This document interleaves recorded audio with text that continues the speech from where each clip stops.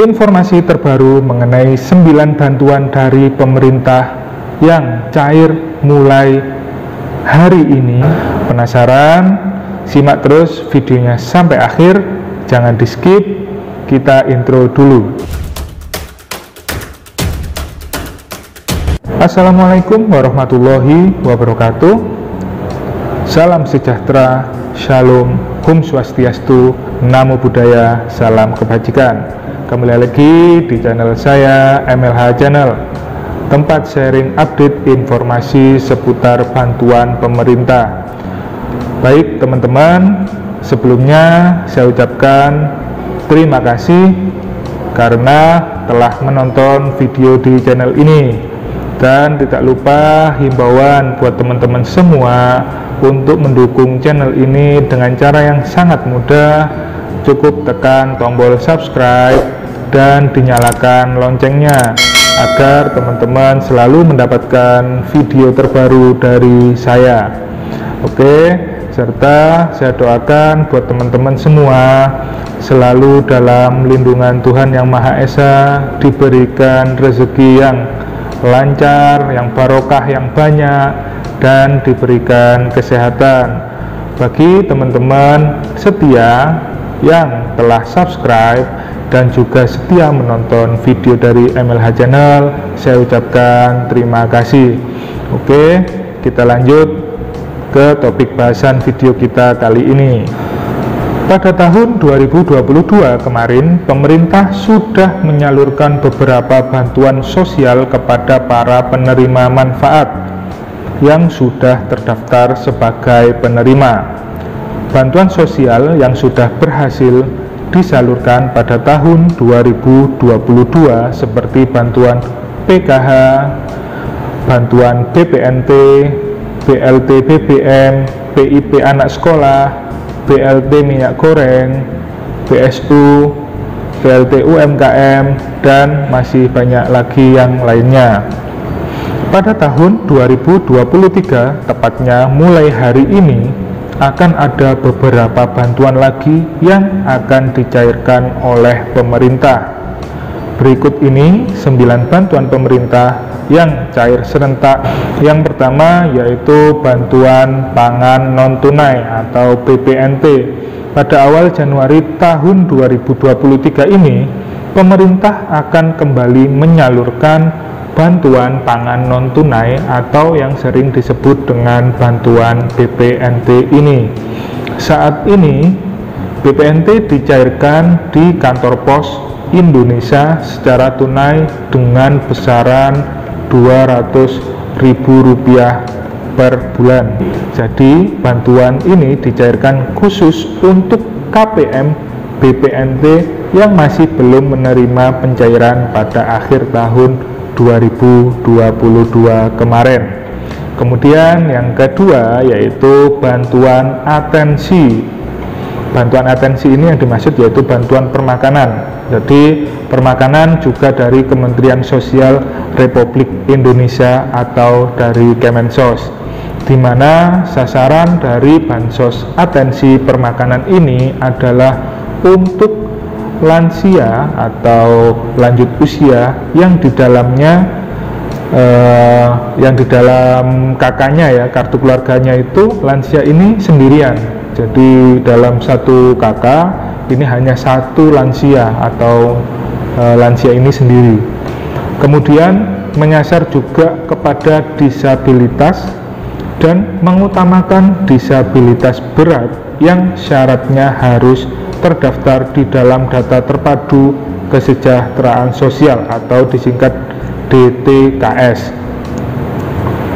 Diketahui apabila ada lansia dengan usia 75 tahun ke atas, kemudian disabilitas yang sudah menerima bansos permakanan di tahun 2022 kemarin, maka kemungkinan besar di tahun 2023 ini apabila mereka mendapatkan bantuan PKH dan juga BPNT, maka bantuan PKH dan juga BPNT-nya akan dinonaktifkan serta akan diinputkan dengan bansos permakanan. Jadi lebih sederhanakan gitu ya, jadi biar nggak double-double dapatnya. Kemudian yang ketiga yaitu bantuan atensi anak yatim, di mana di tahun 2022 ini menyasar hampir 1 juta anak yang tidak mempunyai kedua orang tuanya, di mana syaratnya mereka juga harus terdaftar di dalam DTKS atau Data Terpadu Kesejahteraan Sosial. Bantuan ini diketahui nominalnya sebesar Rp200.000 per bulan. Kemudian selanjutnya yaitu bantuan rumah sejahtera terpadu. RST berasal dari Kementerian Sosial Republik Indonesia atau istilahnya yaitu bedah rumah. Kalau dulu namanya Rutilahu ya, rumah tidak layak huni. Di mana nanti sasarannya ini harus terdaftar di dalam DTKS dan harus diusulkan oleh pemerintah daerah, baik itu desa, kelurahan, ataupun lewat pemangku kepentingan seperti anggota dewan, di mana bantuan ini besarnya adalah 20 juta rupiah yang digunakan untuk merenovasi rumah yang sudah tidak layak huni. Kemudian bantuan selanjutnya yaitu program Kartu Prakerja, di mana di era pandemi kemarin program Kartu Prakerja ini bersifat semi bansos. Namun di tahun 2023 program Kartu Prakerja akan berubah full menjadi peningkatan kualitas kerja, di mana sasarannya nanti sebanyak 1,5 juta penerima di sepanjang tahun 2023 dengan indeks. Bantuannya pun berbeda. Untuk saldo pelatihan ini diperbesar dengan bantuan sebesar 3,5 juta rupiah.